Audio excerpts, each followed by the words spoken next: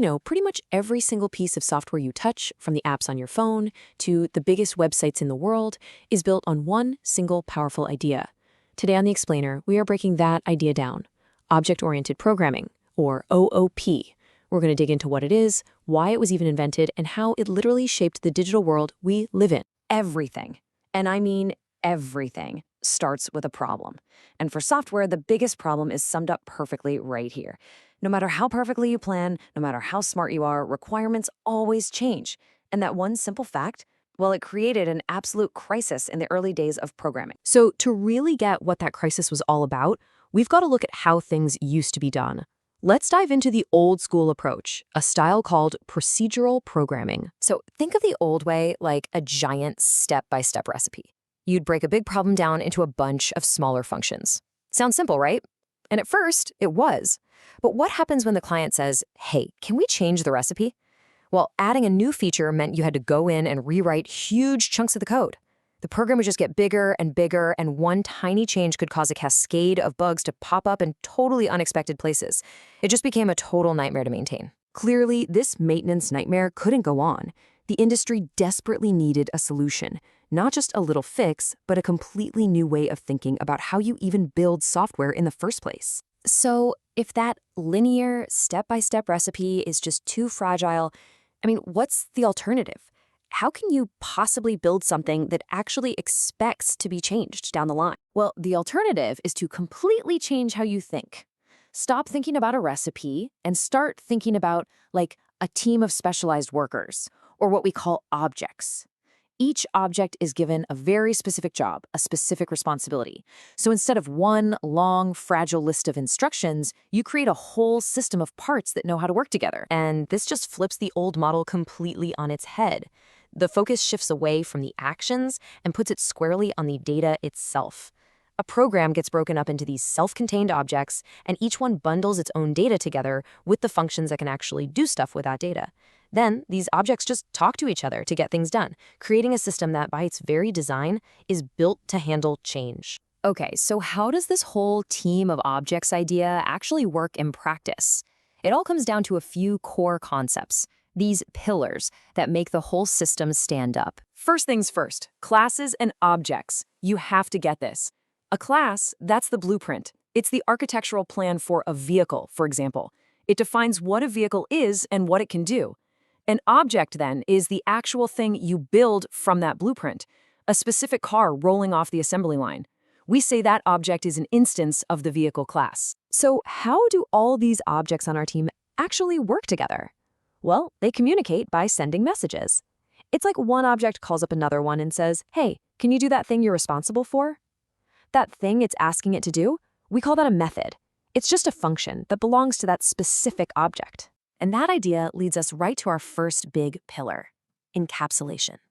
This is the absolutely crucial idea of bundling an object's data and its methods into one neat little package. And this is the key part, hiding all the messy internal details from everybody else. Let me put it this way. You can drive a car, right? Of course.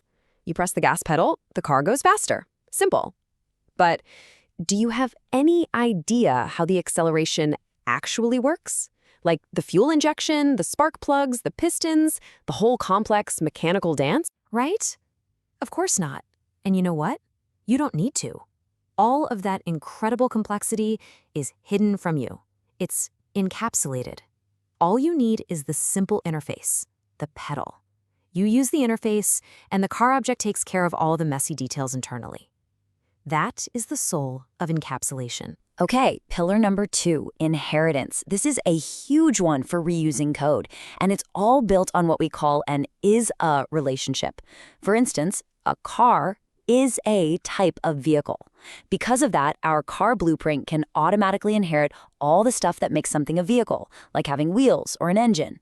You like that vehicle code once, and then you can reuse it for cars, trucks, motorcycles, anything. Now, it's really important not to mix this up with something else called composition.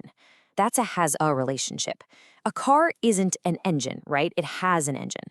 So that's just another way to build complex things, by putting them together from smaller, independent objects. And our last pillar, this one's a bit of a mouthful, polymorphism. It literally means many forms. And honestly, this is where the real flexibility of OOP just shines. It's the principle that lets you use a single command to get different results. Imagine you have a circle object and a square object. You can just tell each of them to draw, and the circle knows how to draw a circle, and the square knows how to draw a square. One command, many different behaviors. That's polymorphism. All right, that's a whole lot of theory, I know. So let's make this way more concrete. Let's see what these ideas actually look like in the real world, using a really popular object-oriented language like Java. Remember how we said OOP is all about the data? Well, way down at the bottom, all that complex data is built from these simple, primitive types. You've got integers for whole numbers, doubles for numbers with decimal points, booleans for a simple true or false, and so on. These are like the little Lego bricks of our objects. So here's what that blueprint, the class, actually looks like in Java. It's just a container. You see the keyword class, we give it a name, and inside those curly braces, that's where we're going to put all the data and all the methods for our adder object. And here is encapsulation in action. This is how we do it in the code. We declare our data, an integer called total, but look at that keyword right there, private. That one little word is like a wall. It means this total is completely hidden. Nothing outside this object can touch it or even see it directly. So, if the data's private, how do we do anything with it? Well, we build a public interface. These are the pedals and the steering wheel for our object. Methods like addNum and getTotal are marked public. That means the outside world is allowed to call them. This is how we give safe, controlled access to the object's hidden state. Okay, so we've seen the ideas. We've even seen a little bit of code. But this all comes down to the big question. Why? Why did this way of thinking completely take over the software world? Why does object-oriented programming still matter so much today? Well, the payoff is just massive. Inheritance means we can reuse code instead of constantly reinventing the wheel.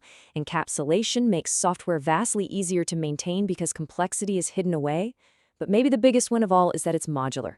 You can take a huge, complex project and break it into hundreds of little classes, and different teams can work on their own pieces without stepping on each other's toes and breaking the whole system. So I'm going to leave you with this thought. Every single app on your phone, every website you visit, is a complex ecosystem of these interacting objects. That like button, that's an object. Your user profile, that's an object. The shopping cart on a website, that's an object with its own data and its own responsibilities. So what are the objects that you interact with every single day? Once you start to see them, you'll see them absolutely everywhere.